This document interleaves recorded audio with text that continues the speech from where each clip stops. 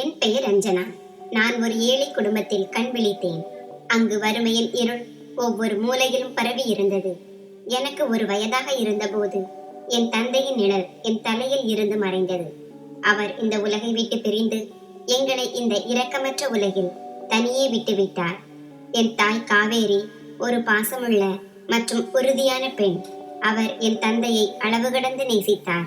அந்த அன்பிற்காகவே அவர் மறுமணம் செய்யாமல் இருக்க தீர்மானித்தார். என் தாயை உறவினர்கள் நிறைய சமாதானப்படுத்தினர். காவேரி, மக்கள் என்ன சொல்லுவார்கள்? நீ இளம்பெண், தனியாக எப்படி வாழ்க்கையை நடத்துவாய்?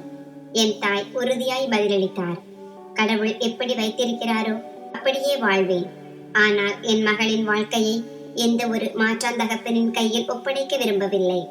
எனக்கு அவளை பற்றியே கவலை. உறவினர், உனக்கு அவள் விதியை பற்றிய கவலை இல்லை, அவள் ஒருத்தியை பற்றி மட்டுமே கவலைப்படுகிறாய் என்றார். என் தாய் கண்ணீரை துடைத்துக் கொண்டே சொன்னார், விதியை கடவுள் எழுதுகிறார். நான் உழைக்க மட்டுமே முடியும், அதை நான் செய்வேன். தான் யாருடைய எதிர்காலத்திற்காக இவ்வளவு கவலைப்படுகிறாரோ அவள் தலைவிதியில் அடுத்து என்ன எழுதப்பட்டுள்ளது என்று என் தாய்க்கு தெரியவில்லை. என் தாய் மக்களின் வீடுகளில் வேலை செய்ய தொடங்கினார். அவர் பாத்திரம் கழுவுவார், வீட்டை சுத்தம் செய்வார். கிடைத்த வருமானத்தில் என்னை வளர்த்தார். அவர் என் தந்தையின் குறையை ஒருபோதும் உணரவிடவில்லை. காலம் கடந்து போனது. நான் வளர்ந்து விட்டேன். இப்போது அம்மா எப்போதும் என் திருமணத்தை பற்றியே கவலைப்பட்டார். என்னை போலவே ஒரு ஏழை குடியிருப்பில் எனக்காக ஒரு மாப்பிள்ளையை தேடினார். அம்மா என் தலையில் கை வைத்து, மகளே, பையன் உழைப்பாளி, அவன் பெயர் வினய். அவர்கள் குடும்பம் ஏழைதான், ஆனால் அவர்கள் மிகவும் நல்லவர்கள் என்றார். நான், சரி அம்மா, உங்களுக்கு எது சரியாக தோன்றுகிறதோ என்றேன். நான் எப்போதும் போல அவரது விருப்பத்திற்கு தலை வணங்கினேன். என் திருமணம் நடந்தது. வினையின் குடும்பம் உண்மையில் மிகவும் ஏழையாக இருந்தது. ஆனால் என் கணவர் வினய் மிகவும் உழைப்பாளி. அவர் ஒரு தொழிலாளி. மேஸ்திரிகளுக்கு பின்னால் வேலை செய்வார். ஆனால் அவர் என்னை மிகவும் கவனித்துக் கொள்வார். என் ஒவ்வொரு சிறிய மற்றும் பெரிய தேவையையும் பூர்த்தி செய்ய முயற்சிப்பார். அஞ்சனா, இன்று நல்ல கூலி கிடைத்தது என்பார். அவர் மாலையில் திரும்பும் போது அவர் கையில் சில சமயங்களில் பழங்கள் இருக்கும், சில சமயங்களில் எனக்காக மல்லிகை பூ இருக்கும். இதோ இதை கொண்டு வந்திருக்கிறேன் என்பார்.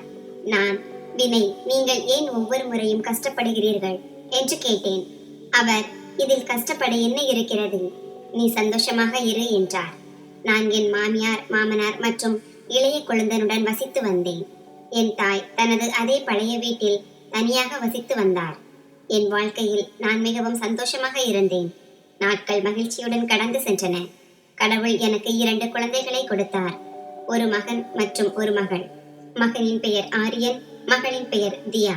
பின்னர் ஒரு நாள் என் வாழ்க்கையில் மீண்டும் ஒரு புயல் வீசியது.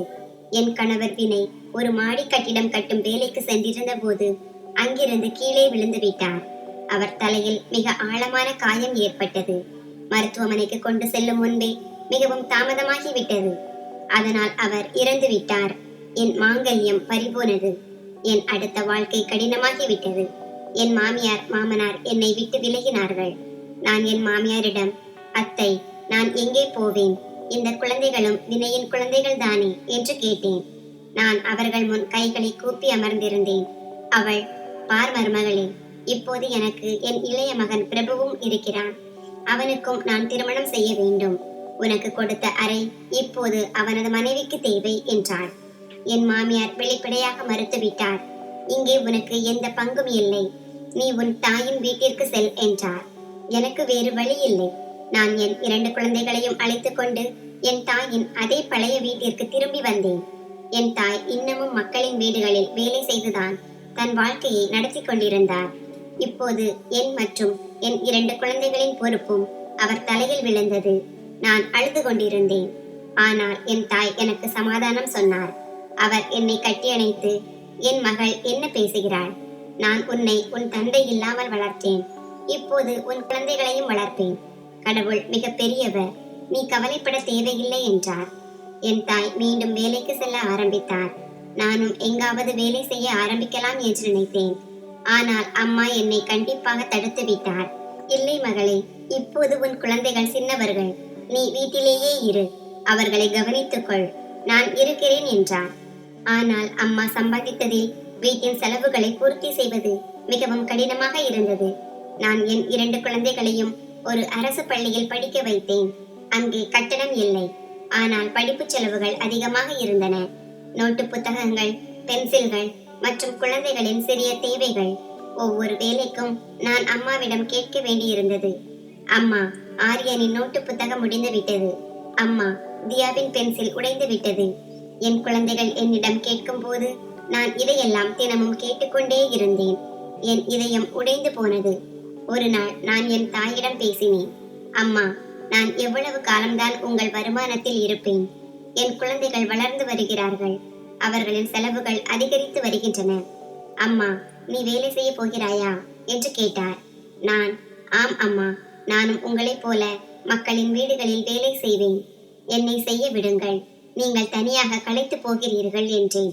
அம்மா சிறிது நேரம் அமைதியாக இருந்தார். பிறகு, சரி மகளே, இதுதான் உன் விருப்பம் என்றால் என் கண்ணில் உனக்கு ஒரு இடம் இருக்கிறது. ஒரு முதலாளி, கௌதம், அவர் வீட்டில் வேலைக்கு ஒரு பெண் தேவை என்றார். நான், அம்மா, அவர்கள் எப்படிப்பட்டவர்கள் என்று கேட்டேன். அம்மா, நல்லவர்களாகத்தான் இருப்பார்கள். மிகவும் பணக்காரர்.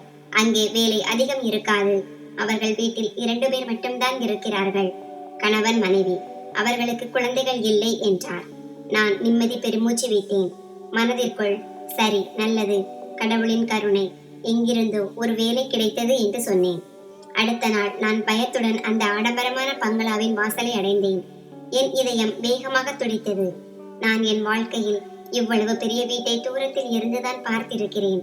நான் அங்கு சென்றதும் காவலாளி கடுமையாக, யார் நீ என்று கேட்டார். நான், என் பெயர் அஞ்சனா. என்னை நேற்று அம்மா வேலைக்காக அழைத்தார்கள் என்றேன். காவலாளி என்னை மேலிருந்து கீழ் வரை பார்த்து தலையை அசைத்தார். என் யோகியதை இந்த வாசலுக்குள் செல்லாது என்று சொல்வது போல அவர் இன்டர்காமில் பேசினார். வாசலில் சிறிய கதவை திறந்தார். உள்ளே போ, அம்மா உள்ளே லாஞ்சில் இருக்கிறார் என்றார். நான் உள்ளே நுழைந்தேன். வீடு மிக பெரியதாகவும் மிகவும் அமைதியாகவும் இருந்தது. என் காலடி சத்தம் கூட எனக்கு மோசமாக தோன்றியது. லாஞ்சில் நடுத்தர வயதுடைய ஒரு பெண் சோபாவில் அமர்ந்திருந்தார். அவர் மடியில் ஒரு ஆல்பம் இருந்தது. அவர் நான் வந்ததை கவனிக்காமல் புகைப்படங்களில் மூழ்கி இருந்தார். நான் தயங்கி அம்மா என்று அழைத்தேன். அவர் திடுக்கிட்டார். ஆல்பத்தை வேகமாக மூடினார். அவர் கண்கள் வீங்கி இருந்தன. அவர் அழுதது போல இருந்தது. நீ அஞ்சனாவா என்று கேட்டார். அவரது வார்த்தைகள் மிகவும் மென்மையாகவும் சோகமாகவும் இருந்தன. நான், ஆமம்மா என்றேன். அவர், சரி, உனக்கு வேலையை விளக்குகிறேன் என்றார். அவர் எழுந்து நின்று, பார், இந்த வீட்டில் 2 பேர் மட்டும்தான் இருக்கிறார்கள், நானும் என் கணவர் கௌதமும். அவர் தன் கணவரின் பெயரை கூறியபோது அவரது குரல் நடுங்கியது. அவர், என் கணவருக்கு சுத்தம் மிகவும் பிடிக்கும். ஒரு தூசு கூட வீட்டில் இருக்கக்கூடாது. குறிப்பாக அவரது படிக்கும் அறையில். அங்கே எதையும் தொடுவதற்கு முன் என்னிடம் கேட்டுக்கொள் என்றார். நான், சரி அம்மா என்றேன். அப்போது அவர் ஒரு கணம் நின்றார். ஏதோ சொல்ல விரும்புவது போல, ஆனால் வார்த்தைகளை தேடுவது போல. பிறகு, என் கணவர் சற்று கண்டிப்பானவர். அவரது பேச்சை பெரிதாக எடுத்துக்கொள்ள வேண்டாம் என்றார். நான், அம்மா, நான் புரிந்து கொள்கிறேன் என்றேன். பிறகு சமையலறை அங்கே இருக்கிறது. இன்றைய காலை உணவும் மதிய உணவும் நீதான் செய்ய வேண்டும் என்றார். அவர் எனக்கு சமையலறையை காட்டிவிட்டு திரும்பி, எனக்கு வேலை இருக்கிறது, நான் என் அறையில் இருக்கிறேன், தேவைப்பட்டால் வேலைக்காரியை கூப்பிடு என்றார். நான், அம்மா, வேலைக்காரி நான் தான் என்றேன். அவர் திடுக்கிட்டு என்னை பார்த்தார். தான் யாரிடம் பேசிக் கொண்டிருக்கிறோம் என்பதை அவர் மறந்தது போல. சரி, ஓ சரி என்றார். அவ்வளவு சொல்லிவிட்டு வேகமாக தன் அறைக்கு சென்று கதவை பூட்டிக் கொண்டார். நான் ஒரு நீண்ட மூச்சு விட்டேன். இந்த வீடு வெளியே எவ்வளவு நிம்மதியாக தோன்றுகிறதோ, உள்ளே அவ்வளவு பயங்கரமாக இருந்தது. நான் வேகமாக வேலையை ஆரம்பித்தேன். சுத்தம் செய்தேன். சமையலறையை சரி பார்த்தேன். காலை உணவை தயாரித்தேன். நான் டேபிளை போட்டுக் கொண்டிருந்த போது மாடிப்படியில் யாரோ இறங்கும் சத்தம் கேட்டது. அதே கௌதம் தான். அவரது மனைவி அவரை குறித்து குறிப்பிட்டிருந்தார். உயரமான நடைகள், கம்பீரமான ஆளுமை மற்றும் முகத்தில் ஆணவமான வெளிப்பாடுகள். அவர் வெள்ளை கோட் அணிந்திருந்தார். அவர் கண்கள் கூர்மையான அம்புகள் போல இருந்தன. அவர் டேபிளை பார்த்து மிகவும் கடுமையான வார்த்தைகளில், நீ புதியவளா என்று கேட்டார். நான், முதலாளி, என் பெயர் அஞ்சனா, நான் காவேரியின் மகள் என்றேன். அவர் நாற்காலியை இழுத்து, எனக்கு உன் பெயரால் எந்த சம்பந்தமும் இல்லை. வேலையில்தான் சம்பந்தம். என் வீட்டில் சோம்பலுக்கோ அலட்சியத்திற்கோ இடமில்லை என்றார். நான், ஆம் முதலாளி, நான் மிகவும் உழைப்பேன் என்றேன். அவர், அதை நான் பார்ப்பேன் என்றார். அவர் டீ கப்பை எடுத்து, ஒரு விஷயத்தை காதில் போட்டுக்கொள். இங்கே திருட்டோ ஏமாற்றுவதோ நடக்காது. ஏழைகளின் தந்திரங்களை நான் நன்கு அறிவேன். வாய்ப்பு கிடைத்தவுடன் நன்றி மறப்பார்கள் என்றார். இதை கேட்டதும் என் இதயம் வலித்தது. நான் என் கண்ணீரை கட்டுப்படுத்தினேன். முதலாளி, நான் ஏழையாக இருக்கலாம், ஆனால் நேர்மையற்றவள் அல்ல என்றேன். அவர் என்னை பார்க்காமலேயே, இந்த வார்த்தைகள் பழமையாகிவிட்டன. போ, வெளியே புல்வெளியை சுத்தம் செய். முதலாளி அம்மா அறைக்கு பக்கத்தில் கூட வரக்கூடாது. அவர் ஓய்வு எடுத்துக் கொண்டிருக்கிறார் என்றார். நான் அமைதியாக வெளியே வந்தேன். முதலாளியின் அணுகுமுறை நான் எதிர்பார்த்ததை விட கடுமையாக இருந்தது. அம்மா நாள் முழுவதும் தன் அறையில் இருந்து வெளியே வரவில்லை. முதலாளி தன் அலுவலகத்தில் அடைந்திருந்தார். மாலையில் நான் களைத்து வீடு திரும்பிய போது என் இதயம் கனமாக இருந்தது. நான், அம்மா, அவர்கள் மிகவும் விசித்திரமானவர்கள் என்றேன். இன்று வேலைக்கு செல்லாத அம்மாவிடம் நான் சொன்னேன். அம்மா இருமிக் கொண்டே, ஏன் மகளே, என்னவாயிற்று என்று கேட்டார்.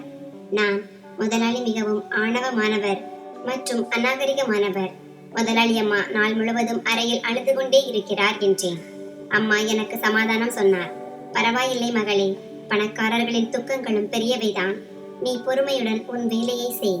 கடவுள் உனக்கு நிச்சயம் பலன் கொடுப்பார் என்றார். நான், அம்மா, உங்கள் உடல்நிலை சரியில்லை போல தெரிகிறது. இன்று ஏன் வேலைக்கு செல்லவில்லை என்று கேட்டேன். அவர், ஒன்றுமில்லை மகளே என்று சொல்லிவிட்டு கொஞ்சம் பலவீனமாக இருந்தது, நாளை போவேன் என்று பேச்சை திசை திருப்பினார். ஆனால் அடுத்த நாள் காலையில் அம்மாவின் உடல்நிலை மிகவும் மோசமாகி விட்டது. அவருக்கு காய்ச்சல் இருந்தது. அவரால் சரியாக சுவாசிக்கவும் முடியவில்லை. நான் கண்டிப்புடன், இன்றும் நீங்கள் வேலைக்கு செல்ல மாட்டீர்கள். நான் முதலாளியிடம் இன்று விடுப்பு என்று பேச்சு முடிவதற்குள் அவர் என் கையை பிடித்து, இல்லை அஞ்சனா, அப்படி செய்யாதே. கௌதம் ஐயா உன் முதலாளி. முதல் நாளே விடுப்பு கேட்டால் அவர் உன்னை வேலையில் இருந்து நீக்கி விடுவார். நான் நலமாக இருக்கிறேன் மகளே என்றார். நான், அம்மா, ஆனால் உங்கள் மருத்துவத்திற்கு என்ன செய்வது என்றேன். அம்மா, நீ என்னை பற்றி கவலைப்பட வேண்டாம், நீ போ என்றார். நான் கனத்த இதயத்துடன் வேலைக்கு சென்றேன். நாள் முழுவதும் என் மனம் அம்மாவை பற்றியே நினைத்துக் கொண்டிருந்தது. மாலையில் முதலாளி எனக்கு சம்பளத்தில் இருந்து முன்பணம் கொடுக்க வெளிப்படையாக மறுத்துவிட்டார். நீ வந்து ஒரே ஒரு நாள் தான் ஆகியுள்ளது, அதற்குள் முன்பணம் கேட்கிறாயா என்று கோபமாக சொன்னார். மேலும், உங்களுடைய தகுதி இதுதான். உனக்கு இவ்வளவு பண ஆசை இருந்தால் நாளை முதல் வேலைக்கு வர வேண்டாம் என்றார். நான், இல்லை முதலாளி, கடவுளுக்காக என்னை வேலையை விட்டு நீக்காதீர்கள் என்று சொன்னேன். நான் அவர் முன் கைகளை கூப்பி அழுதேன். என் அம்மா மிகவும் நோயாக இருக்கிறார். நான் மருந்து வாங்க வேண்டும். நான் உங்களுக்கு என் வேலையால் பணத்தை திருப்பி செலுத்தி விடுவேன் என்றேன். ஒருவேளை அவருக்கு என் நிலைமை மீது பரிதாபம் வரவில்லை. ஆனால் அவருக்கு ஒரு வேலைக்காரி தேவைப்பட்டார். அவர், சரி, ஆனால் இதுதான் கடைசி முறை. அடுத்த முறை இப்படி தைரியம் காட்டாதே என்றார். அவர் என் மீது சில பணத்தை தூக்கி எறிந்தார். நான் தரையில் இருந்து பணத்தை எடுத்து கண்ணீரை துடைத்துக் கொண்டு வீட்டை விட்டு ஓடினேன். நான் வீடு போய் சேர்ந்தபோது அம்மாவின் நிலைமை மோசமாகி விட்டது. அவர் மூச்சு திணறினார். அம்மா, அம்மா, கண்ணை திறங்கள் என்று நான் கத்தினேன். அம்மா மெதுவாக கண்களை திறந்தார். அவரது முகம் வெளுத்து போயிருந்தது. அவர், மகளே, என்னை பற்றி கவலைப்பட வேண்டாம், நீ உன் குழந்தைகளை கவனித்துக்கொள் என்றார். நான், அம்மா, என்ன பேசுகிறீர்கள்? நான் உங்களுக்காக மருத்துவரிடம் இருந்து மருந்து கொண்டு வந்திருக்கிறேன் என்றேன். நான் அவருக்கு மருந்தை கொடுத்தேன். அடுத்த சில நாட்கள் அம்மாவுக்கு மிகவும் சிரமமானவையாக இருந்தன. அம்மாவின் உடல்நிலை விழுந்து கொண்டே இருந்தது. அவரால் இப்போது வேலைக்கு போகவே முடியவில்லை. நான் அம்மாவின் பழைய முதலாளிகளிடம் அவரது முந்தைய சம்பளத்தை கேட்க சென்றபோது அவர்களும் வெளிப்படையாக மறுத்துவிட்டார்கள். என்ன சம்பளம் என்று ஒரு முதலாளி சொன்னார். உன் அம்மா ஒரு மாதத்தில் 10 நாள் வருகிறார், 20 நாள் விடுப்பு எடுக்கிறார். எங்கள் வேலைக்கு நிறைய நஷ்டமாகிவிட்டது. எங்களிடம் பணம் இல்லை. நான் அங்கிருந்து அழுது கொண்டே திரும்பினேன். இப்போது வீட்டின் முழு பழுவும் என் தனி வேலை மீதுதான் இருந்தது. கௌதம் ஐயாவின் கோபம் நாளுக்கு நாள் அதிகரித்தது. முதலாளி அம்மாவின் மௌனம் மேலும் ஆழமானது. நான் வேலையை தொடங்கினேன். ஆனால் என் உண்மையான கவலை என் வீட்டில் இருக்கும் அம்மாவின் மோசமடைந்து வரும் உடல்நிலைதான். நான் தினமும் காலையில் அவருக்கு மருந்து கொடுத்து விட்டு வருவேன். நாள் முழுவதும் என் மனம் அவரை பற்றியே நினைத்துக் கொண்டிருந்தது. ஒரு நாள் காலையில் நான் அம்மாவின் நெற்றியை தொட்டு, அம்மா, உங்கள் நிறம் இன்று இன்னும் மஞ்சளாக தெரிகிறது என்றேன். அம்மா பலவீனமாக சிரித்துக்கொண்டே, ஆமாம் மகளே, காய்ச்சல் போகவே மறுக்கிறது. கொஞ்சம் பலவீனம் மட்டும்தான். நீ கவலைப்பட வேண்டாம். நான் சரியாகி விடுவேன் என்று பதிலளித்தார். அம்மா என்னிடமிருந்து எதையோ மறைக்கிறார் என்று நான் புரிந்து கொண்டேன். என் கண்களில் கண்ணீர் வந்தது. நான், எனக்கு தெரியும் அம்மா, உங்களுக்கு கஷ்டமாக இருக்கிறது. உங்களுக்கு ஒரு பெரிய மருத்துவரிடம் காண்பிக்க என்னிடம் போதிய பணம் கூட இல்லை என்றேன். அம்மா என் கையை பிடித்து, அஞ்சனா, நீ என்னை நினைத்து கவலைப்படுவதை விட்டுவிடு. நான் இந்த நோயை எவ்வளவு காலமாக கொண்டிருக்கிறேன் என்று எனக்கே தெரியவில்லை என்றார். அம்மா, மகளே, எனக்கு புற்றுநோய் இருக்கிறது என்றார். மருத்துவர் என் நோய் மிகவும் அதிகரித்து விட்டது என்று சொன்னார். இதை கேட்டதும் என் மீது இடி விழுந்தது போல இருந்தது. நான், அம்மா, ஏன் என்னிடம் இதை பற்றி சொல்லவில்லை என்று கேட்டேன். அம்மா, மகளே, நான் உன்னிடம் சொல்லியிருந்தால் நீ என்ன செய்திருக்க முடியும்? நீ ஏற்கனவே உன் குழந்தைகள் மற்றும் கணவரின் துக்கத்தால் பாதியாகி விட்டாய். நான் உன் கஷ்டத்தை மேலும் அதிகரிக்க விரும்பவில்லை. இப்போது நீ வேலைக்கு போ. உனக்கு தாமதமாகிவிடும். அப்புறம் உன் முதலாளி கோபப்படுவார் என்றார். நான் அழுது கொண்டே வீட்டை விட்டு வெளியேறினேன். அம்மாவின் நோய், குழந்தைகளின் தேவைகள் மற்றும் முதலாளியின் கடுமையான நடத்தை, நான் இவற்றுக்கிடையே நசுக்கப்பட்டேன். இன்று பங்களாவில் வழக்கத்தை விட அதிக அமைதி நிலவியது. நான் வீட்டை சுத்தம் செய்ய ஆரம்பித்தேன். முதலாளி தன் அறையில் இருந்து வெளியே வரவில்லை. நான் லாஞ்சில் சுத்தம் செய்து கொண்டிருந்த போது முதலாளி அம்மா தன் அறையில் இருந்து வெளியே வந்தார். அவர் இன்றும் கவலையாக இருந்தார். நான் மெதுவாக, அம்மா, உங்களுக்காக டீ போட்டு வரட்டுமா என்று கேட்டேன். அவர் தலையசைத்து மறுத்தார். பிறகு அவர் அதே சோபாவில் அமர்ந்தார். என்னை விசித்திரமான கண்களால் பார்க்க ஆரம்பித்தார். அஞ்சனா, உன் தாயின் உடல்நிலை எப்படி இருக்கிறது என்று கேட்டார். அவரது பரிதாபம் எனக்கு ஆச்சரியமாக இருந்தது. நான், அம்மா, அவர் நோயாக இருக்கிறார். அவருக்கு ஒரு பெரிய நோய் வந்துவிட்டது என்றேன். என் குரல் அழுதது போல இருந்தது. முதலாளி அம்மாவின் கண்களில் ஒரு விசித்திரமான பிரகாசம் படர்ந்தது. அவர், அஞ்சனா, நோய் மனிதரிடமிருந்து எல்லாவற்றையும் பறித்து விடுகிறது. சில சமயங்களில் உறவினர்களையும் கூட பறித்து விடுகிறது என்று மெதுவாக பேசினார். நான் அம்மா என்றேன். அவர் ஒரு கனவுலகில் இருந்து எழுந்தவர் போல, ஒன்றுமில்லை, நீ வெளியே போய் புல்வெளியை சுத்தம் செய். முதலாளி இன்று யாரையோ சந்திக்க சென்றிருக்கிறார். மாலைக்கு திரும்புவார் என்றார். நான் சரி அம்மா என்றேன். நிம்மதி பெருமூச்சு விட்டேன். இன்று குறைந்தபட்சம் முதலாளியின் கோபமான முகத்தை பார்க்க வேண்டியதில்லை என்று நினைத்தேன். நான் வெளியே புல்வெளியில் விளக்குமாறு போட்டுக் கொண்டிருந்தேன். அம்மாவை பற்றியே யோசித்தேன். கடவுளே, ஒரு அதிசயம் நிகழ்த்த வேண்டும். என் தாயின் நோயை குணப்படுத்த வேண்டும். அவர் இல்லாமல் நான் எப்படி வாழ்வேன்? நான் இந்த எண்ணங்களில் மூழ்கியிருந்த போது வாசலுக்கு வெளியே இருந்து ஒரு மாசற்ற குரல் வந்தது. கடவுளுக்காக எனக்கு தண்ணீர் கொடுங்கள். கடவுள் உங்களை பாதுகாப்பார். நான் வாசலின் சல்லடை கண்ணாடியின் வழியாக பார்த்தேன். சுமார் 8 அல்லது 9 வயதுடைய ஒரு சிறுவன் வாசலில் ஒட்டிக்கொண்டு நின்றான். அவன் உடைகள் மண்ணில் அழுக்காகி இருந்தன. முடி கலைந்திருந்தது. தாகத்தின் தீவிரத்தால் முகம் வாடியிருந்தது.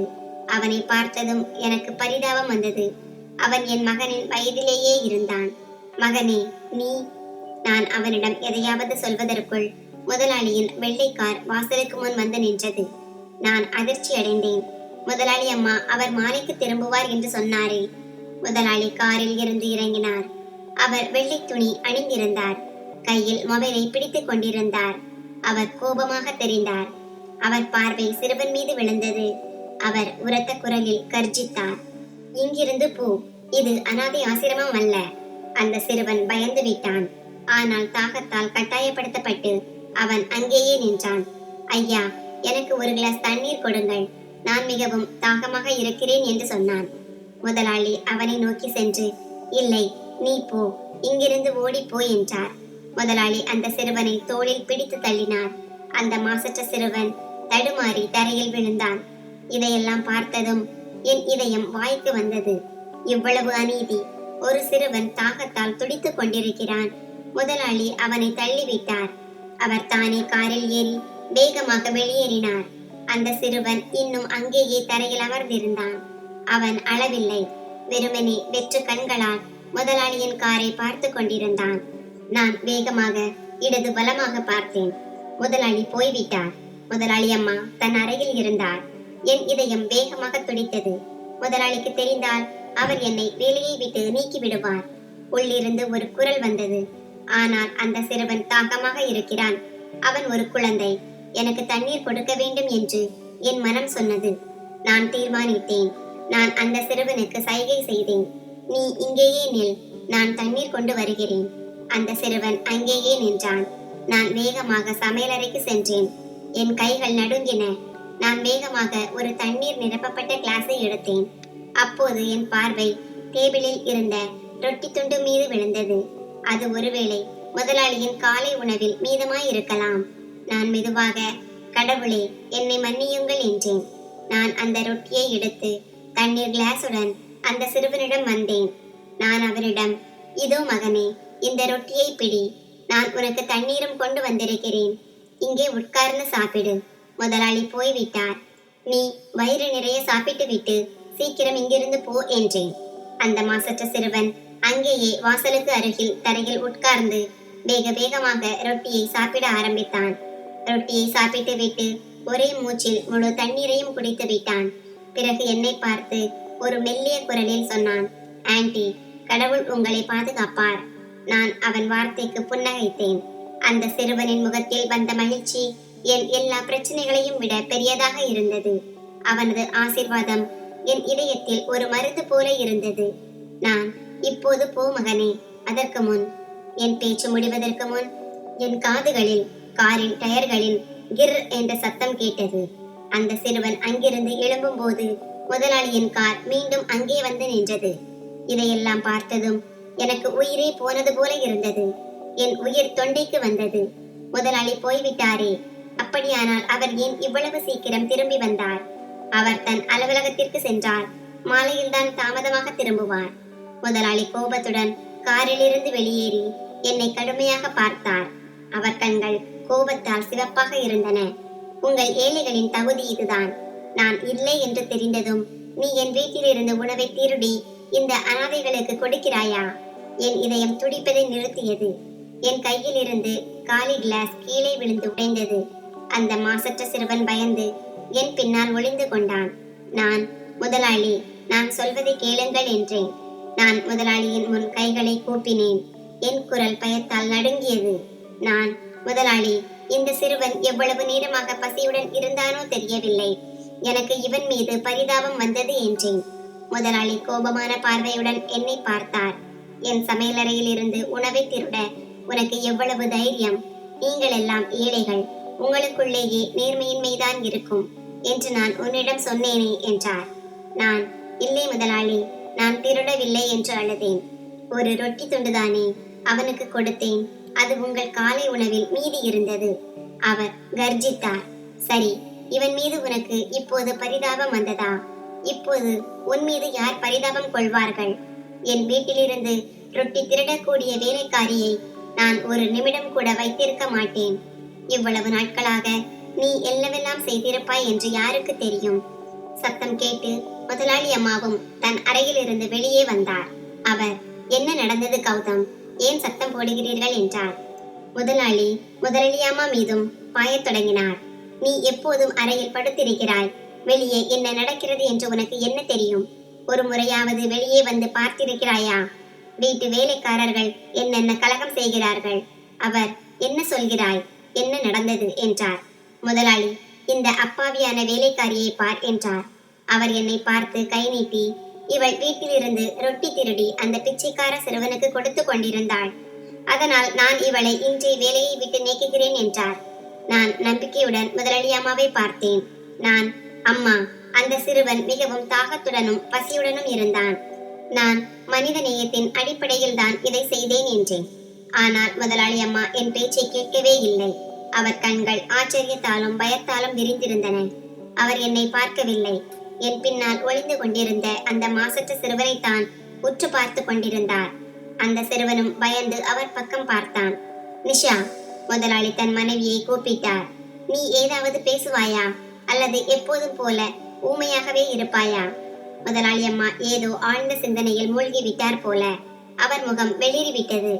அவர் என்னிடமோ அல்லது முதலாளியிடமோ எதுவும் சொல்லாமல் வேகமாக திரும்பி தன் அறைக்கு சென்று விட்டார்.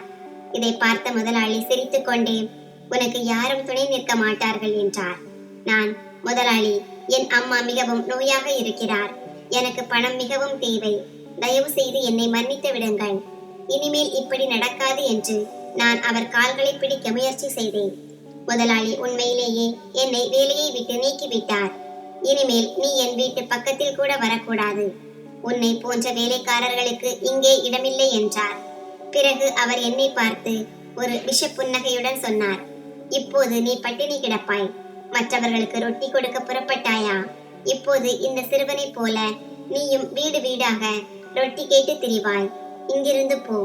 முதலாளி என்னை தடுமாற செய்யும் அளவுக்கு ஒரு பலமான தள்ளு தள்ளினார். ஆனால் நான் கீழே விழும் முன் அந்த சிறுவன் என்னை தாங்கிக் கொண்டான். நான் ஒரு கடைசி நம்பிக்கையுடன் முதலாளியிடம் கேட்டேன், முதலாளி, என் மாத கடைசி கூலி.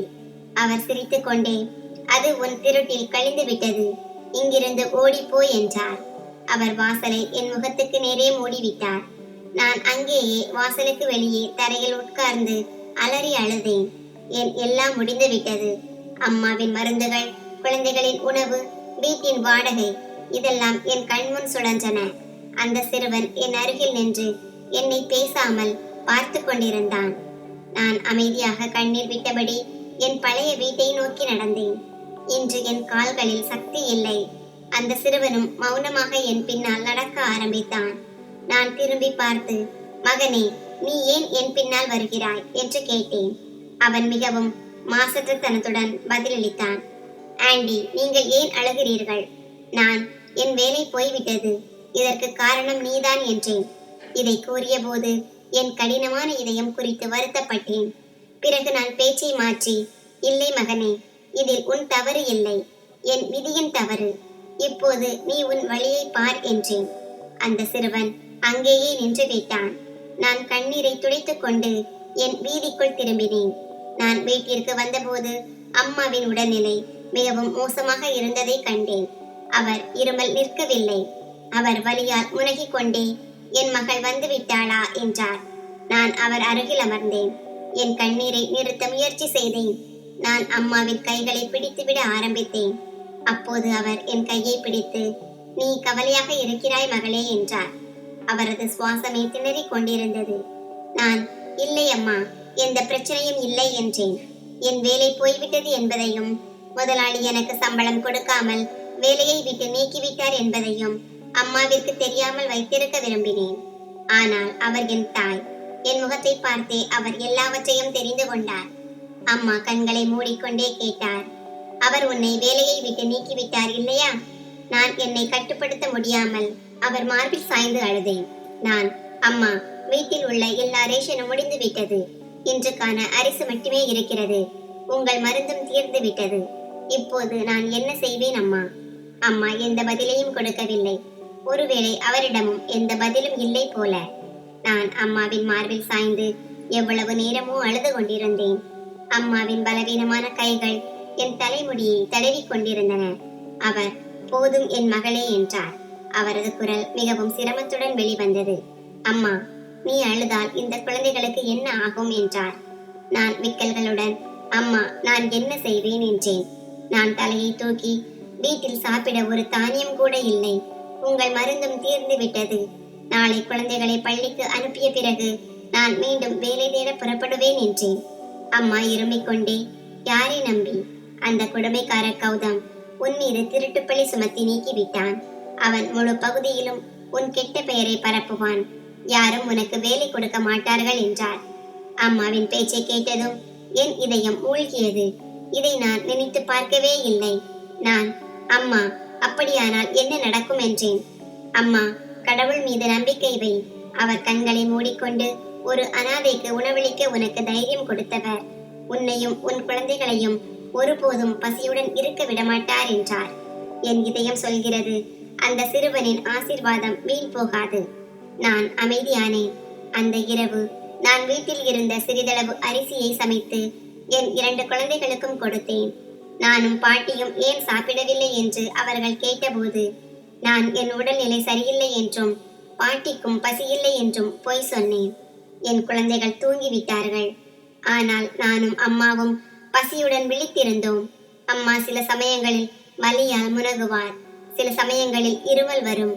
நான் அவரது இயலாமையை பார்த்து இரத்த கண்ணீர் விட்டேன். அடுத்த நாள் காலையில் குழந்தைகளை பள்ளிக்கு அனுப்பிவிட்டு நான் வேலை தேட புறப்பட்டேன். என் மனதில் அம்மாவின் வார்த்தைகள் முள்ளாக குத்திக் கொண்டே இருந்தன. ஆனால் இதை தவிர எனக்கு வேறு வழி இல்லை. அம்மா, நான் போகிறேன், நீங்கள் கதவை பூட்டிக் கொள்ளுங்கள் என்றேன். அம்மா என்னை ஆசீர்வதித்து, போ மகளே, கடவுள் உன்னுடன் இருக்கிறார், உனக்கு நிச்சயம் வேலை கிடைக்கும் என்றார். நான் அவர் பேச்சை பாதியிலேயே நிறுத்தி, நீங்கள் கவலைப்பட வேண்டாம் அம்மா என்றேன். நான் அந்த பழைய குடியிருப்பில் இருந்து புறப்பட்டு அந்த பணக்கார பகுதியை நோக்கி சென்றேன். அம்மாவின் மோசமடைந்து வரும் உடல்நிலை என்னை இப்போது வீட்டில் நிம்மதியாக இருக்க விடவில்லை. நான் என் தாயை ஒரு மருத்துவரிடம் காண்பிக்க விரும்பினேன். மேலும் வீட்டில் குழந்தைகளையும் பட்டினி போட முடியாது. நான் ஒரு பெரிய மாளிகையின் கதவை தட்டினேன். ஒரு வேலைக்காரி வெளியே வந்து யாரை சந்திக்க வேண்டும் என்று கேட்டாள். எனக்கு வேலை தேவை, உங்கள் முதலாளிக்கு வேலை செய்ய ஆள் தேவையா என்று. அவள் என்னை மேலிருந்து கீழ் வரை பார்த்து, இல்லை, எங்களிடம் ஏற்கனவே வேலைக்காரர்கள் இருக்கிறார்கள், போ, அடுத்த வீட்டிற்கு போ என்றாள். நான் அடுத்த வீட்டிற்கு சென்றேன். அங்கிருந்தும் எனக்கு அதே பதில்தான் கிடைத்தது. நான் ஒரு வீட்டிலிருந்து இன்னொரு வீட்டிற்கு, ஒரு தெருவில் இருந்து இன்னொரு தெருவுக்கு திரிந்து கொண்டே இருந்தேன். பல வீடுகளில் பலரிடம் வேலைக்காக கெஞ்சினேன். ஆனால் யாரும் எனக்கு வேலை கொடுக்க தயாராக இல்லை. நான் ஒரு பெண்ணின் முன் கைகளை கூப்பி, அம்மா, நான் மிகவும் நேர்மையானவள், மிகவும் உழைத்து வேலை செய்வேன் என்றேன். அந்த பெண், நீ கௌதம் வீட்டில் வேலை செய்தவள் தானே என்று என்னை கவனமாக பார்த்து கேட்டாள். நான் ஆம் ஆம் என்றேன். ஒருவேளை அவள் என்னை அறிந்திருந்தால் வேலை கிடைத்துவிடும் என்று நினைத்தேன். அவள், கௌதம் உன்னை திருடும் போது பிடித்து அதனால் தான் வீட்டில் இருந்து துரத்தி விட்டார் இல்லையா என்று கடுமையாக கேட்டாள். நான், இல்லை, கடவுளின் ஆணைப்படி அப்படி எதுவும் இல்லை. என் கண்களில் கண்ணீர் வந்தது. நான் திருடவில்லை, சத்தியமாக. முதலாளி என் மீது பொய் பழி சுமத்தி விட்டார் என்றேன். அவள், போதும் போதும், நாடகத்தை நிறுத்து என்றாள். அவள் அவ்வளவு சொல்லிவிட்டு, எங்கள் வீட்டில் திருடர்களை வைத்திருக்க மாட்டோம் என்று என் முகத்துக்கு நேராக கதவை சாத்தி விட்டாள். என் இதயம் உடைந்தது. என் தாய் சொன்னது சரியே. முதலாளி என் மரியாதையை மண்ணோடு மண்ணாக்கி விட்டார். இனி இந்த வட்டாரத்தில் யாரும் எனக்கு வேலை கொடுக்க மாட்டார்கள். மாலை இருள் சூழ்ந்தது. நான் களைத்து போய் நம்பிக்கையற்று மீண்டும் என் வீட்டை நோக்கி நடந்தேன். இன்றும் என் கைகள் வெற்றாக இருந்தன. என் இதயம் மிகவும் சோகமாக இருந்தது. என் மனதிற்குள் இருந்த இருள் வெளியே இருந்த இருளை விட அதிகமாக இருந்தது. வீட்டிற்கு சென்று என் குழந்தைகளுக்கு நான் என்ன பதில் சொல்வேன்? என்ன சொல்வேன் அம்மாவிடம்? இன்று முன் மருந்தை நான் கொண்டு வரவில்லை என்று என்ன சொல்வேன்? என் கண்களில் இருந்து தொடர்ந்து கண்ணீர் வடிந்தது. நான் வானத்தை பார்த்து, கடவுளே, நான் எந்த பாவமும் செய்யவில்லையே. ஒரு அனாதை குழந்தைக்கு தண்ணீர் கொடுத்து உணவு கொடுத்தது பெரிய பாவம் ஆகிவிட்டதா? ஒரு அனாதைக்கு உதவுவது புண்ணியமான காரியம் அல்லவா? என் வேலையும் போய்விட்டது, என் மரியாதையும் போய்விட்டது. இப்போது நான் என்ன செய்வேன்? நான் என் கண்ணீரை மிகவும் சிரமத்துடன் கட்டுப்படுத்தி கொண்டு என் வீதிக்குள் நுழைந்தேன். ஆனால் என் பழைய வீட்டின் வாசலை நான் அடைந்த போது பார்த்து ஆச்சரியப்பட்டேன். நான் முதலாளியின் வீட்டில் தண்ணீர் கொடுத்து ரொட்டி கொடுத்த அதே சிறுவன், அதே மாசற்ற சிறுவன் என் வாசல் அருகில் அமர்ந்திருந்தான். அவன் என்னை பார்த்து எழுந்து நின்றான். நான் ஆச்சரியமும் கோபமும் கலந்த உணர்வுகளுடன் அவனை நோக்கி சென்றேன். நான், நீ இங்கே என்ன செய்கிறாய் என்று கடுமையான வார்த்தைகளில் கேட்டேன். அவன் என்னை பார்த்து மெதுவாக சிரித்தான். நான், என் வீட்டு முகவரியை உனக்கு யார் கொடுத்தது என்றேன். அந்த சிறுவன் என் கோபத்தை கண்டு சற்றும் பயப்படவில்லை. அவன் என்னை பார்த்து மெதுவாக சிரித்தான். நான் படும் கஷ்டங்கள் அவனுக்கு தெரிந்தது போல. அவன் மெதுவாக சொன்னான், ஆன்ட்டி, நீங்கள் கவலைப்படாதீர்கள். நான் அவன் மீது கத்தினேன். கவலையா? என் வேலை போய்விட்டது. என் வீட்டில் சாப்பிட ஒரு தானியம் கூட இல்லை. என் அம்மா சாக கிடக்கிறாள். இதற்கெல்லாம் காரணம் நீதான். ஏன் இங்கே வந்தாய்? இப்போது என் பழைய குடிசையையும் என்னிடமிருந்து பறிக்க நினைக்கிறாயா? இதை சொல்லும்போது என் குரல் கண்ணீரில் மூழ்கியது. நான் தரையில் உட்கார்ந்து என் தலையை முழங்கால்களில் மறைத்துக் கொண்டேன். அவன் இல்லை என்றான். நான் விக்கல்களுடன், எல்லாம் உன் தவறுதான். இல்லை, உன் தவறு இல்லை, என் தவறுதான். நான் தானே உனக்கு ரொட்டி கொடுத்தேன் என்றேன். அவன், இல்லை ஆண்டி, உங்கள் தவறு இல்லை என்றான். நான் தலையை தூக்கி அவனை பார்த்தேன். அவன் இன்னும் அங்கேயே நின்று கொண்டிருந்தான். நான் களைத்த குரலில், என் வீடு உனக்கு எப்படி தெரியும் என்றேன். அவன், கடவுள் யாருக்கு வழியை காட்டுகிறாரோ அவர்கள் போய் சேர்ந்து விடுவார்கள் என்றான். அவனது பதில் விசித்திரமாக இருந்தது. அவன், நான் உங்களைத்தான் தேடிக் கொண்டிருந்தேன் என்றான். நான், ஏன் என்னை தேடினாய் என்றேன். அந்த சிறுவன் தன் அழுக்கடைந்த பையில் கையை விட்டு ஒரு சிறிய அழுக்கடைந்த துணி பொட்டலத்தை வெளியே எடுத்தான். இது உங்களுக்காக என்றான். அவன் அந்த பொட்டலத்தை என் பக்கம் நீட்டினான். நான் வெறுப்புடன் அவன் கையை தட்டி விட்டேன். என்ன இது, என்னிடம் கொடுக்கிறாய்? நான் யாசகம் கேட்கும் பெண் அல்ல. இங்கிருந்து போ, எனக்கு உன் உதவி தேவையில்லை. இது சரியில்லை, ஓடி போ இங்கிருந்து என்றேன். நான் தட்டியும் அவன் அந்த பொட்டலத்தை தரையில் விழவிடவில்லை. அவன், இது உங்கள் நல்ல செயலுக்கான வெகுமதி. என் தாய் இதை உங்களுக்காக அனுப்பியுள்ளார் என்றான். அவன் பேச்சை கேட்டு நான் அதிர்ச்சி அடைந்தேன். நான், உன் தாய் யார்? உன் தாய் இருந்தால் நீ ஏன் வீடு வீடாக பிச்சை கேட்கிறாய் என்றேன். அந்த சிறுவனின் முகம் ஒரு நிமிடம் சோகமாக்கி விட்டது. அவன், அவள் மிகவும் கவலையாக இருக்கிறாள். நீங்கள் வேலை செய்த அதே வீட்டில் அவர் இருக்கிறார் என்றான். இதை கேட்டதும் என் காலடியில் இருந்த பூமி விலகுவது போல இருந்தது. நான், என்னது, நீ முதலாளி அம்மாவை பற்றி பேசுகிறாயா என்றேன். அவன் மௌனமாக தலையசைத்தான். நான், ஆனால் அது எப்படி சாத்தியம்? என் மூளை குழம்பியது. அவர் உன் முன் எந்த உதவியும் செய்யவில்லையே. அவர் அமைதியாக அறைக்குள் சென்று விட்டாரே. நீ ஏன் அவரை உன் தாய் என்று சொல்கிறாய்? அவருக்கு குழந்தைகளே இல்லையே என்றேன். அவன் பிடிவாதமாக, அவள் என் தாய் என்றான். அவன் வார்த்தைகள் எனக்கு புரியாத ஒரு உண்மை போல இருந்தது. நான், அப்படியானால் நீ ஏன் தெருக்களில் இருக்கிறாய்? அவரோ அந்த ஆடம்பரமான பங்களாவில் சிறைபிடிக்கப்பட்டிருக்கிறார் என்றேன். அந்த சிறுவன் என் புரிதலுக்கு அப்பாற்பட்ட ஒரு விஷயத்தை சொன்னான். அவன், நீங்கள் இதை வைத்துக் கொள்ளுங்கள். இது உங்கள் தாயின் மருந்துக்கு உதவும். கவலைப்படாதீர்கள். உங்களுக்கு வேலையும் கிடைக்கும். கடவுள் இதைவிட சிறந்த வேலையை உங்களுக்கு கொடுப்பார் என்றான். நான் மேலும் ஏதாவது கேள்வி கேட்பதற்குள் அவன் அந்த பொட்டலத்தை என் கையில் திணித்துவிட்டு வேகமாக இருண்ட வீதிக்குள் திரும்பி ஓடிவிட்டான். நான், ஏய் சிறுவனே, நில், எங்கே ஓடுகிறாய் என்று கத்தினேன். ஆனால் அவன் என் பார்வையில் இருந்து திடீரென மறைந்து விட்டான். நான் அங்கேயே வாசலில் அதிர்ச்சியுடன் நின்றேன். என் கையில் அந்த அழுக்கடைந்த பொட்டலம் இருந்தது. நான் மனதிற்குள், முதலாளி அம்மாவும் இந்த குழந்தையும், என்ன விஷயம் இது என்று நினைத்தேன். நான் வேகமாக உள்ளே வந்து கதவை பூட்டிக் கொண்டேன். அம்மாவின் இருமல் சத்தம் கேட்டது. நான் நடுங்கும் கைகளால் அந்த பொட்டலத்தை திறந்தேன். அதில் நாணயங்கள் இல்லை, ஆனால் மடித்து வைக்கப்பட்டிருந்த ரூபாய் நோட்டுகள் இருந்தன. நான் அவற்றை கணக்கிட்டேன். அது என் பல மாத சம்பளத்திற்கு சமமான பணம். என் தலை சுற்றியது. இந்த பணம் எங்கிருந்து வந்தது? உண்மையிலேயே முதலாளி அம்மா அனுப்பினாரா? அப்படியானால் ஏன் இந்த பிச்சைக்கார சிறுவன் மூலம் அனுப்ப வேண்டும்?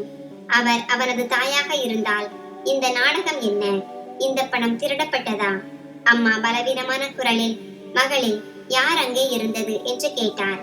நான் வேகமாக பணத்தை மறைத்துவிட்டு, இல்லை அம்மா, யாரும் இல்லை, சும்மா காற்றுதான் என்றேன். என் இதயத்தில் ஒரு புயல் வீசியது. இந்த பணத்தை நான் என்ன செய்வேன் என்று நான் நினைத்தேன். ஒருவேளை இது திருட்டு பணமாக இருந்தால்? ஆனால் பிறகு என் பார்வை அம்மாவின் வெளிரிய முகத்தின் மீது விழுந்தது. அவர் வலியால் துடித்துக் கொண்டிருந்தார். என் குழந்தைகளின் பசியால் வாடிய முகங்கள் என் கண்முன் சுழன்றன. என் தாயை நான் சாகவிட முடியாது. என் குழந்தைகளை பட்டினி போட முடியாது. நான் முடிவு செய்தேன். நான் இந்த பணத்தை பயன்படுத்துவேன். ஆனால் இந்த சிறுவன் மற்றும் முதலாளி அம்மாவின் ரகசியத்தை நான் கண்டுபிடிப்பேன். இரவு முழுவதும் நான் இந்த பொட்டலத்தை மார்போடு அணைத்து விழித்திருந்தேன்.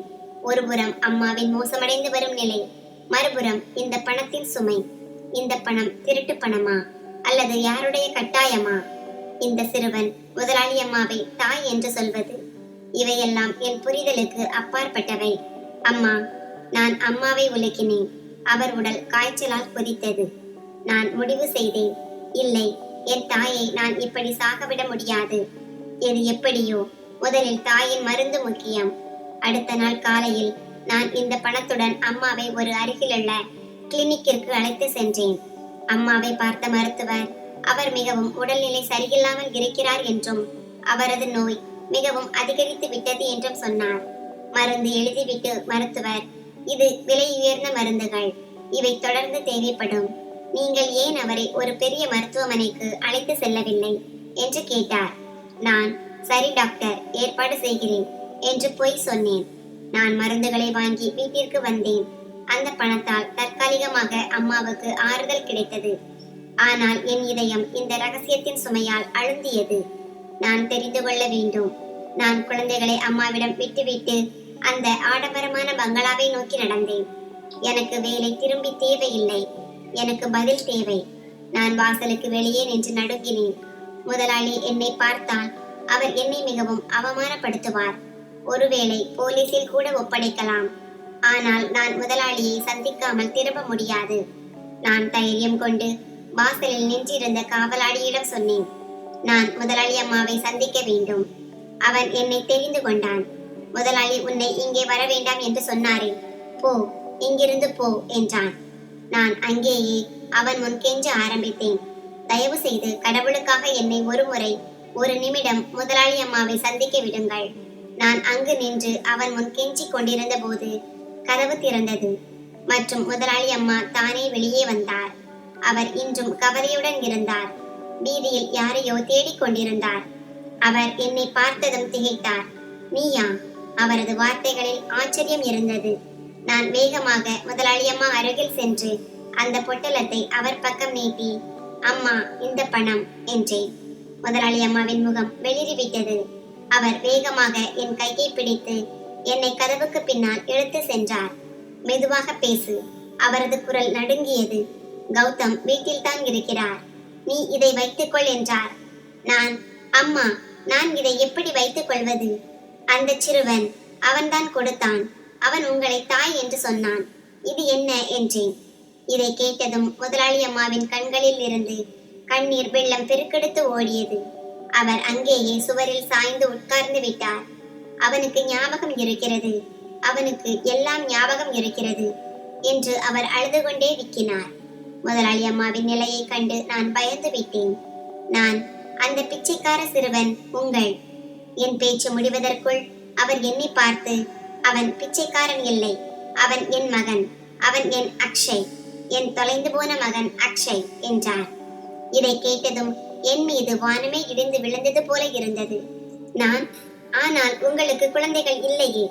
அவர் என் பேச்சை பாதியிலேயே நிறுத்தி, இல்லை, எனக்கு சந்ததி இருந்தது என்றார். அவ்வளவு சொல்லிவிட்டு அவர் அலறி அழுதார். 6 வருடங்களுக்கு முன்பு அவன் தொலைந்து போனான் என்று அவர் சொன்னார். அவனுக்கு 2 வயதாக இருந்தபோது நான் அவனை சந்தைக்கு அழைத்து சென்றேன். அங்கேதான் அவன் என்னிடம் இருந்து பிரிந்து விட்டான். நான், அப்படியானால் அந்த சிறுவன் என்றேன்.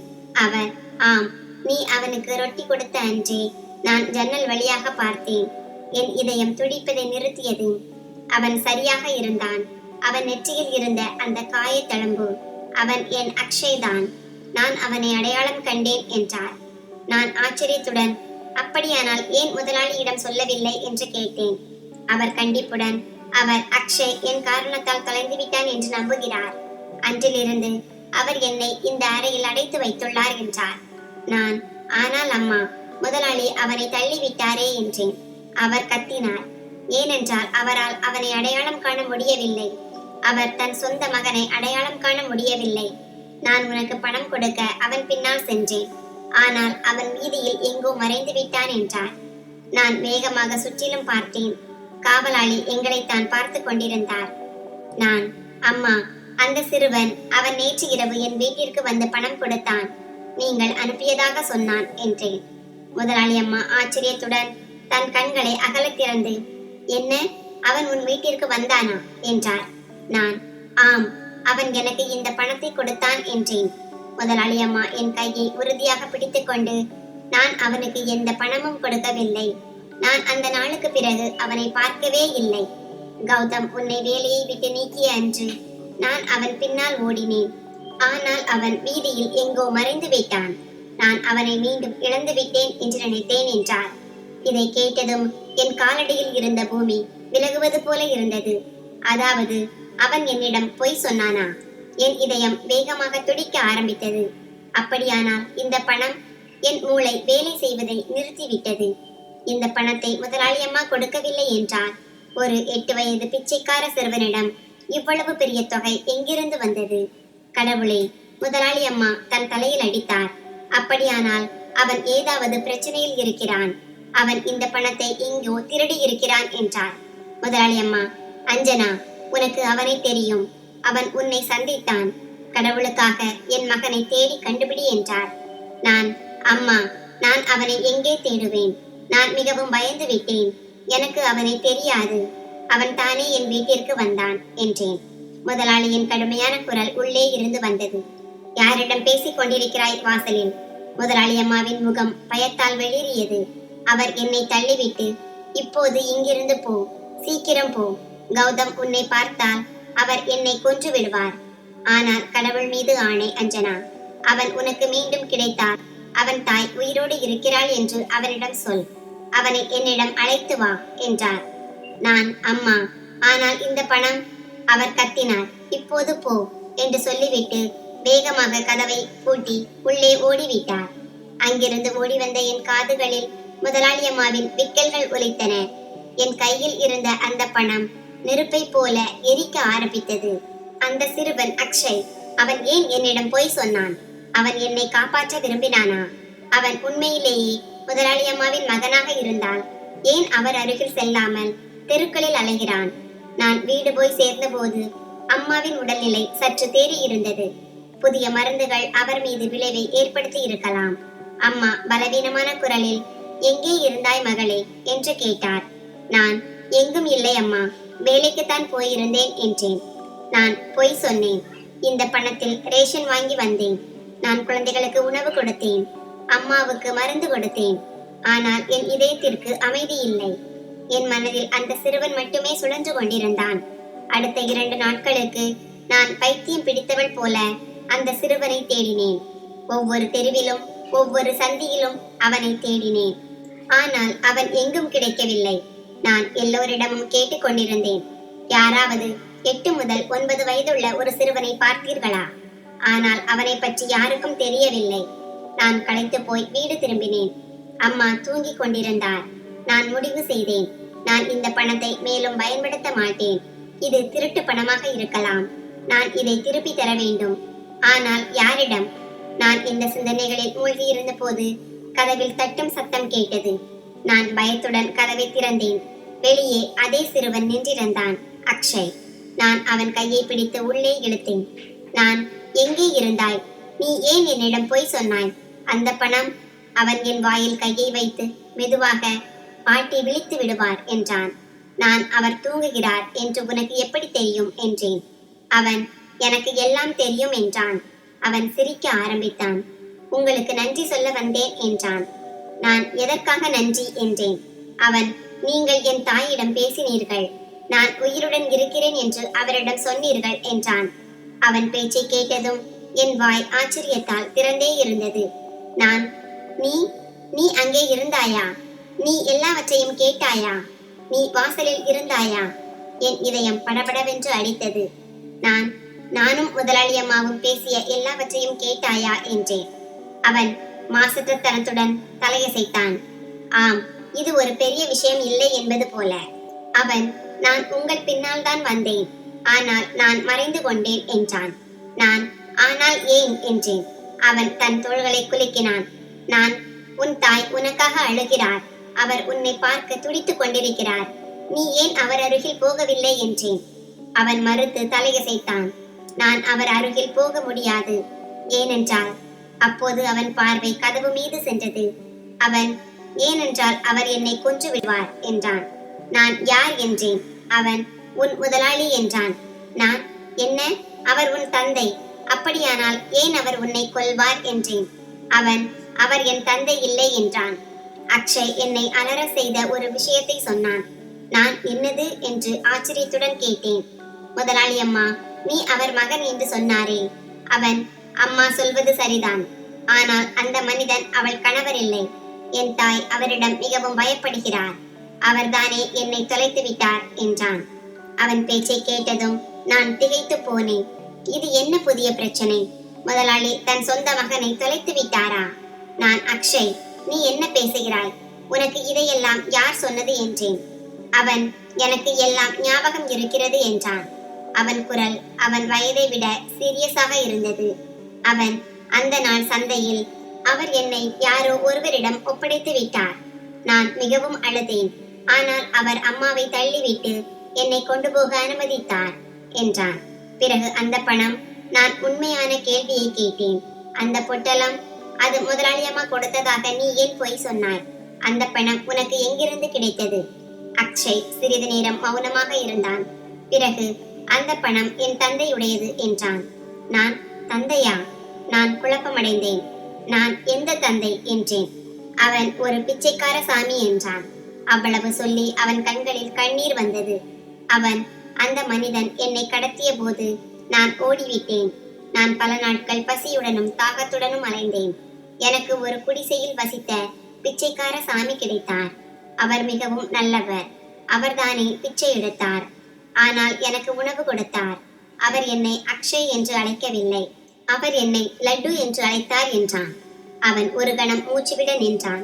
அந்த சாமி சில நாட்களுக்கு முன்பு இறந்து விட்டார் என்றான். அவன் விக்கித்து, இறப்பதற்கு முன் அவர் எனக்கு அந்த பொட்டலத்தை கொடுத்தார். லட்டு மகனே, இது என் வாழ்நாள் சேமிப்பு. நான் இதை உனக்காக சேமித்து வைத்தேன். இதை யாருக்கும் கொடுக்காதே.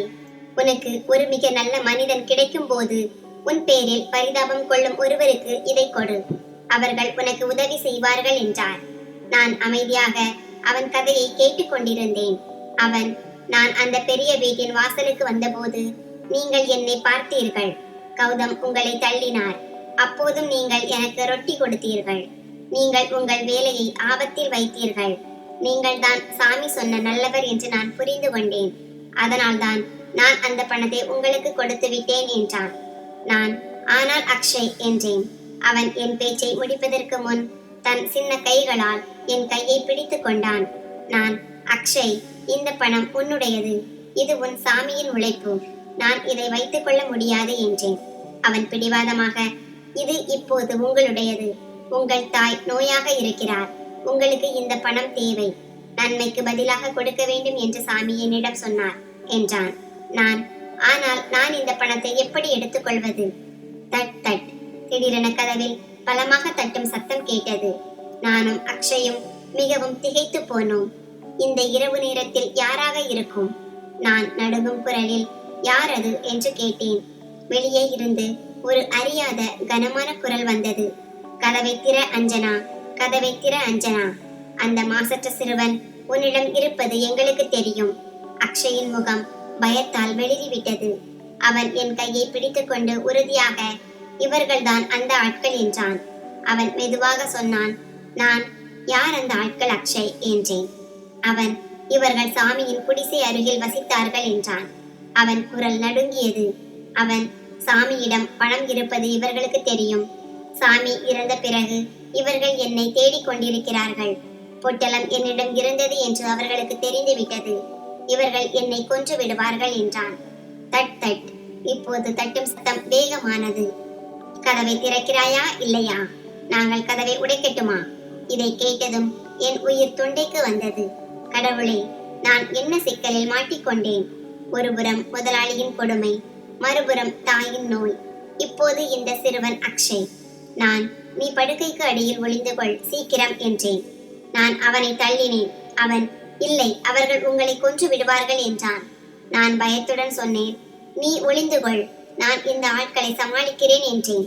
நான் கதவுக்கு வெளியே பார்த்தேன். எல்லா இடங்களிலும் பயங்கரமான முகம் கொண்ட ஆட்கள் நின்றிருந்தனர். அவர்கள், அஞ்சனா, அந்த சிறுவனை எங்களிடம் ஒப்படைத்து விடு. நாங்கள் உன்னிடம் கடைசியாக சொல்கிறோம் என்றார்கள். நான் கதவு சத்தத்தால் விழித்துக் கொண்ட தாயை பார்த்தேன். அவர் பயந்த கண்களுடன் என்னை பார்த்தார். நான் முடிவு செய்தேன். நான் இந்த மாசற்ற சிறுவனை இப்போது இந்த மிருகங்களிடம் ஒப்படைக்க மாட்டேன். கதவை உடை. வெளியே அந்த ஆட்களின் குரல் கேட்டது. அக்ஷய் பயத்தால் நடுங்கிக் கொண்டு படுக்கைக்கு அடியில் மேலும் சுருண்டு கொண்டான். அம்மாவும் பயத்தால் கண்களை மூடிக்கொண்டார். நான் மனதிற்குள் பிரார்த்தனை செய்தேன். கடவுளே, எனக்கு உதவுங்கள். இந்த மாசற்றவனை நான் எப்படி பாதுகாப்பேன்? நான் தைரியம் கொண்டு, பார், என் வீட்டில் யாரும் இல்லை, இங்கிருந்து போங்கள், இல்லை என்றால் நான் கத்துவேன் என்றேன். ஒருவன் சிரித்துக் கொண்டே, கத்துவாயா? சரி, கத்து. எங்களுக்கு ஒரு சிறுவன் மட்டும்தான் வேண்டும், மேலும் அந்த பொட்டலம் என்றான். நான் என் முழு பலத்துடன் கத்த ஆரம்பித்தேன். காப்பாற்றுங்கள், காப்பாற்றுங்கள், திருடன், திருடன். என் குரல் வீதியில் எதிரொலித்தது. நான் அம்மாவிடம், அம்மா நீயும் கத்து என்றேன். எங்கள் கூச்சல் கேட்டு அக்கம் பக்கத்து மக்களின் சில கதவுகள் திறந்தன. என்ன நடந்தது என்று ஒரு பக்கத்து வீட்டுக்காரர் கேட்டார். நான் பயந்து போன குரலில் இவர்கள் திருடர்கள் என்றேன். வாசலில் நின்றிருந்த ஆட்கள் பயந்து விட்டார்கள். ஒரு ஏழை பெண் இவ்வளவு தைரியமாக இருப்பாள் என்று அவர்கள் நினைக்கவில்லை. ஒருவன் மற்றவனிடம், இங்கிருந்து ஓடிப்போ, இல்லை என்றால் நம் உயிர் ஆபத்தில் மாட்டிக்கொள்ளும் என்றான். அவர்கள் வேகமாக இருண்ட வீதியில் ஓடிவிட்டார்கள். நான் நடுங்கிக் கொண்டு கதவில் சாய்ந்தேன். அக்ஷய் படுக்கைக்கு அடியில் இருந்து வெளியே வந்து என்னை கட்டி கொண்டான். நாங்கள் மிகவும் பயந்து போனதால் இரவு முழுவதும் விழித்திருந்தோம். நான் ஒரு முடிவு செய்தேன். நான் அக்ஷயை இப்படி ஆபத்தில் விட முடியாது. அவனது உண்மையான இடம் அவன் தாயிடம்தான். நான், எழு மகனே அக்ஷய் என்றேன். காலையில் நான் அவனை எழுப்பி நாம் செல்ல வேண்டும் என்றேன். அவன் பயந்து, எங்கே செல்ல வேண்டும் ஆண்டி என்றான். நான் உறுதியான வார்த்தைகளில், போலீஸ் ஸ்டேஷனுக்கு செல்ல வேண்டும். போலீஸ்காரர்கள் உனக்கு உதவி செய்வார்கள். அவர்கள்தான் உன்னை உன் தாயுடன் சேர்ப்பார்கள் என்றேன். அக்ஷய் பயந்தான். ஆனால் அவன் என் பேச்சை கேட்டுக்கொண்டான்.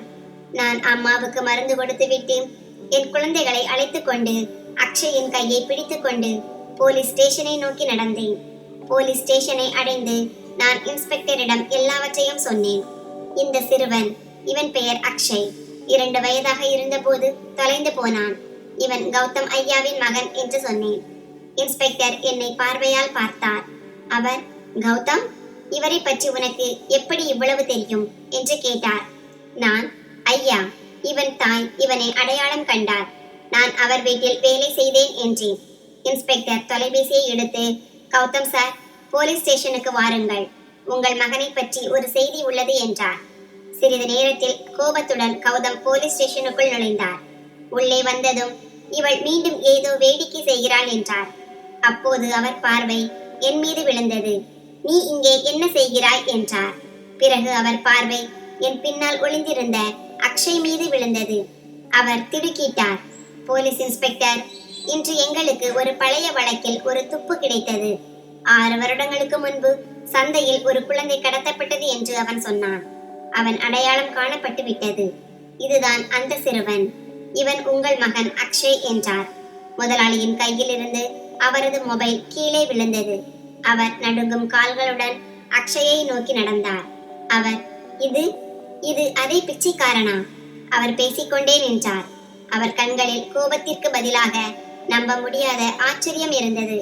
அவர் தன் சொந்த மகனை துரத்தி விட்டிருந்தார். இதன் பிறகு நடந்ததுதான் என் வாழ்க்கையின் மிகப்பெரிய திருப்புமுனை. அவர் என் பக்கம் திரும்பி நின்றார். அவர் கண்களில் வெட்கம் இருந்தது. முதலாளி போலீஸ்காரர்களுக்கு நன்றி சொல்லி அக்ஷயை கட்டிப்பிடித்துக் கொண்டார். அவர் என்னையும் என் குழந்தைகளையும் வீட்டில் விடுவதாக ஏற்றுக்கொண்டார். நாங்கள் எங்கள் பழைய வீட்டிற்குள் நுழைந்த போது அக்ஷய் சந்தோஷத்துடன் ஓடி என் தாயின் படுக்கை அருகில் சென்றான். நான் உள்ளே காலடி வைத்த போது என் காலடியில் இருந்த பூமி விலகியது. ஏனெனில் என் தாயின் அருகில் இருந்த கட்டிலில் என் 2 குழந்தைகளின் அருகில் முதலாளி அமர்ந்திருந்தார். அதே முதலாளி. அவர் என்னை அவர் வீட்டிலிருந்து துரத்தி விட்டாரே. நான், முதலாளி, நீங்கள் ஏன் இங்கே வந்தீர்கள் என்றேன். முதலாளி என் முன் கைகளை கூப்பி, என்னை மன்னித்து விடு அஞ்சனா. நான் உனக்கு செய்தது மன்னிப்புக்குரியது இல்லை. ஆனாலும் நான் மன்னிப்பு கேட்கிறேன் என்றார். அந்த சிறுவன் அக்ஷய் ஓடி வந்து முதலாளியின் விரலை பிடித்துக் கொண்டு நின்றான்.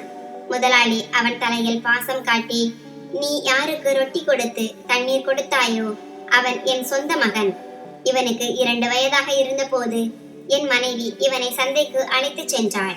அவள் பொருட்கள் வாங்க சென்ற போது என் மகன் சந்தையில் மறைந்து விட்டான். இந்த சம்பவம் நடந்து 6 வருடங்கள் ஆகிவிட்டன.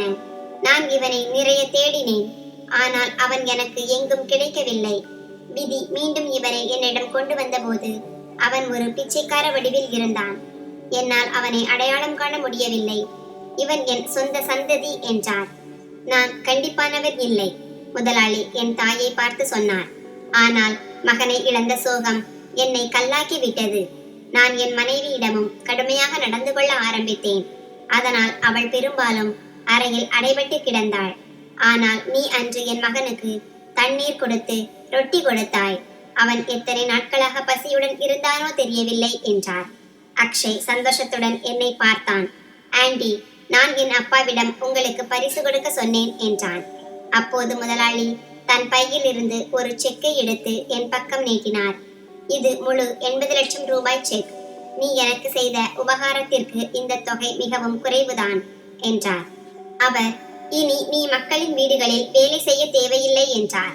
அதன் பிறகு முதலாளி உண்மையிலேயே எனக்கு ஒரு கடையை அமைத்து கொடுத்தார். அந்த 80 லட்சம் ரூபாயையும் நான் என் கணக்கில் சேமித்து வைத்தேன்.